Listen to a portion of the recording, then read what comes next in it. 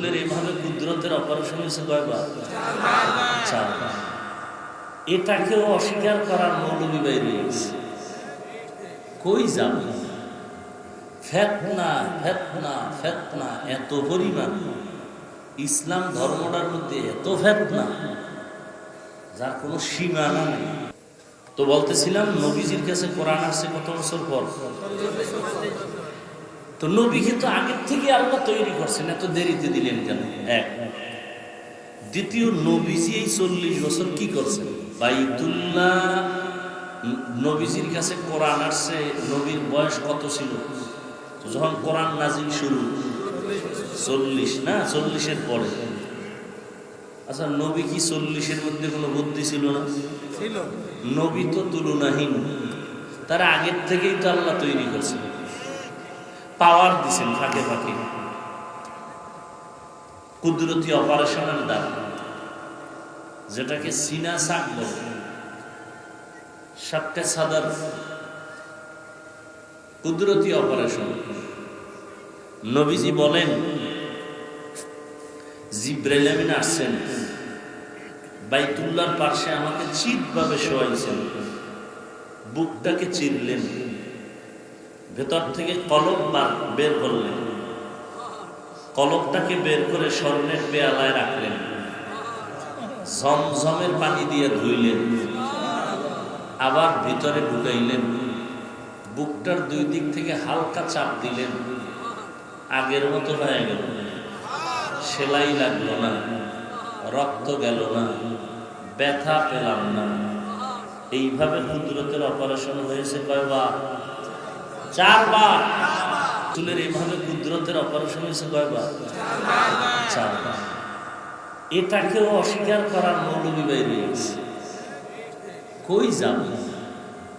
ফেতনা ফেতনা ফেতনা এত পরিমাণ, ইসলাম ধর্মটার মধ্যে এত ফেতনা যার কোনো সীমানা নেই।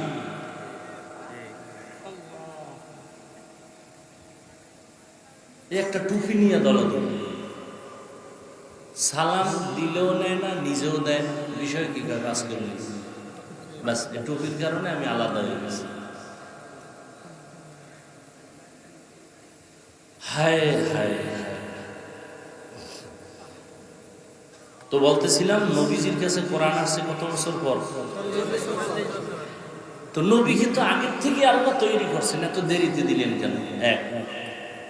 দ্বিতীয়, নবীজি এই 40 বছর কি করছেন?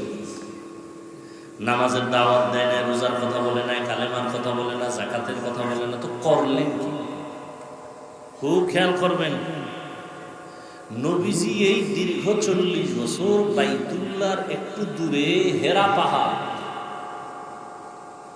ওখানে যাইয়া ওই পাহাড় বেয়ে উপরে উঠে আবার নিচে নেমে একটা গর্ত আছে, ওখানে বসে বসে আল্লাহর ধ্যান করতেন।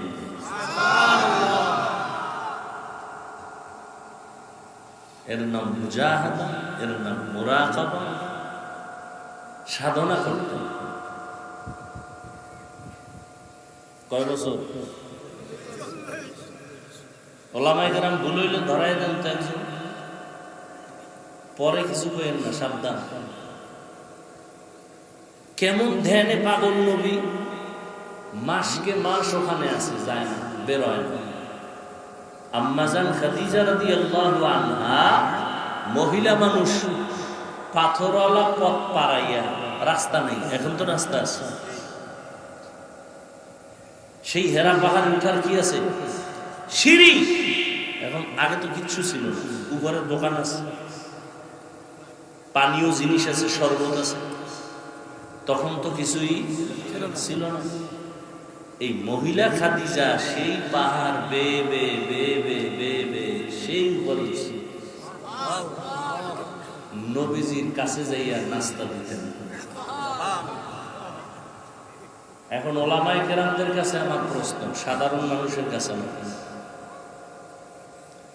নবীজি দীর্ঘ 40 বছরের ফাঁকে ফাঁকে ফাঁকে ফাঁকে বেশি সময় বাইতুল্লাহ সাইরা কই যাইতেন?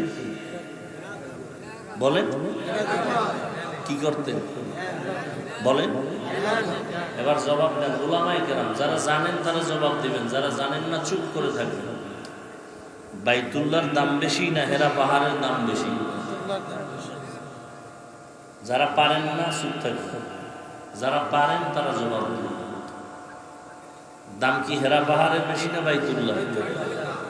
বাইতুল্লাহর দাম তো আল্লাহ কোরআনে আয়াত দিয়েই বলছে, ইন্না আউওয়ালা বাইতিন উযিআ লিন-নাসি লাল্লাযী বিবাক্কাতা মুবারাকাও ওয়া হুদা মুবারাকাও ওয়া হুদাল লিল আলামিন।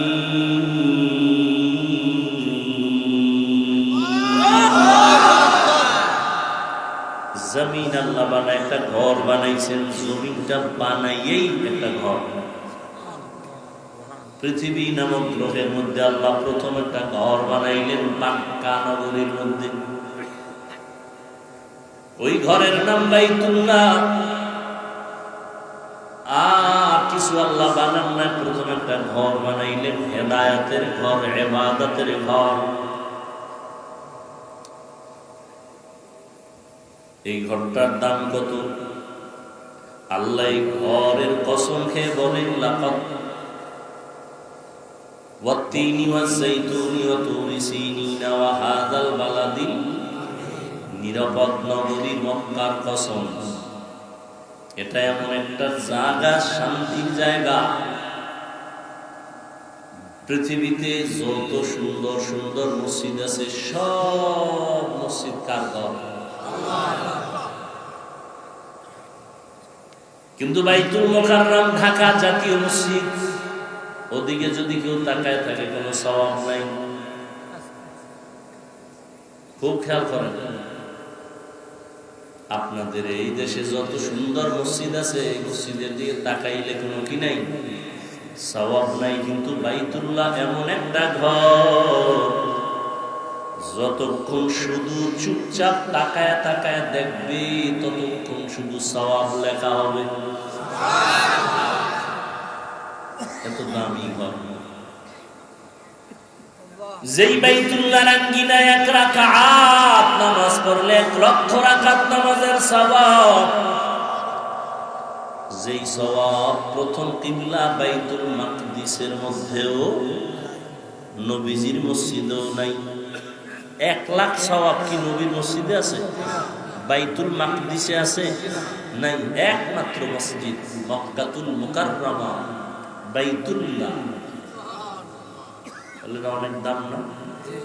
ওই এরিয়ার মধ্যে একবার সুবহানাল্লাহ বলবেন, 1 লক্ষ বার সুবহানাল্লাহ সওয়াব লেখা হবে।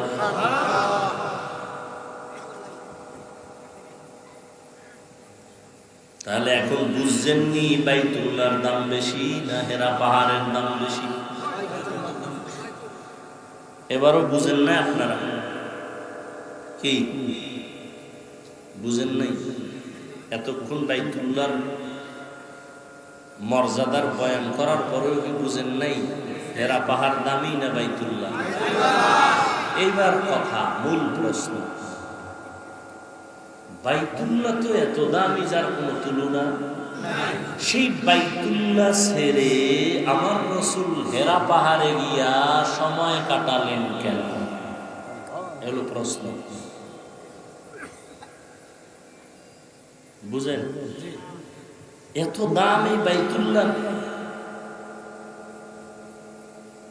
সেই বাইতুল্লাহ ছেড়ে রাসূল দীর্ঘ টাইম হেরা পাহাড়ের চূড়ায় উঠে সময় কাটালেন কেন? এই প্রশ্নের জবাব আমার দেশের মৌলভীরা যদি জানতো, কোনদিন পীর আউলিয়ার খানেকার বিরুদ্ধে কথা বলতো না।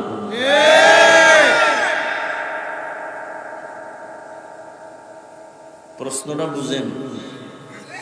যারা একটু আঙ্গুল দেয়, আঙ্গুল ছিদ্র অন্বেষণ করে, বুঝে গেছেন, জবাব দাও তো, বাইতুল্লাহ এত দামি, কোরআনের আয়াত দ্বারা প্রমাণিত। বাইতুল্লাহ ছেড়ে হেরা পাহাড়ে নবী দীর্ঘ টাইম সময় কাটাইতেন কেন? জবাব দাও মৌলবী।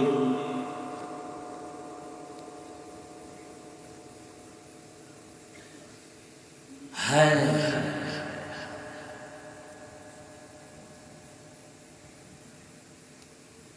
এই জন্য আল্লাহর ওলি যারা, তাদের মজলিসকে, তাদের যেখানে বসে থাকে সেটাকে জান্নাতের টুকরা বলা হয়েছে, রিয়াজুল জান্নাত।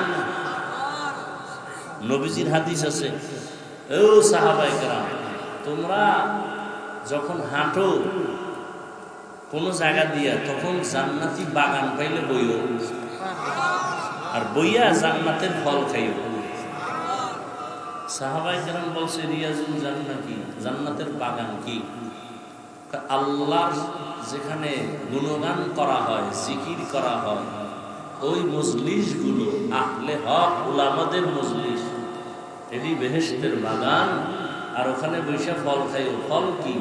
সুবহানাল্লাহ, আলহামদুলিল্লাহ, আল্লাহু আকবার, লা ইলাহা ইল্লাল্লাহ।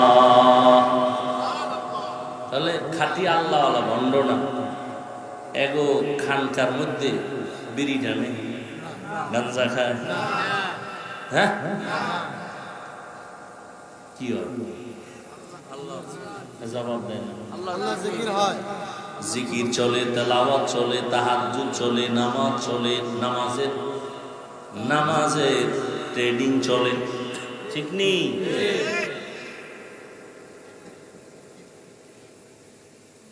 আর সেই খানেকার বিরুদ্ধে ফতোয়া, ওলিয়া উলিয়ার বিরুদ্ধে ফতোয়া।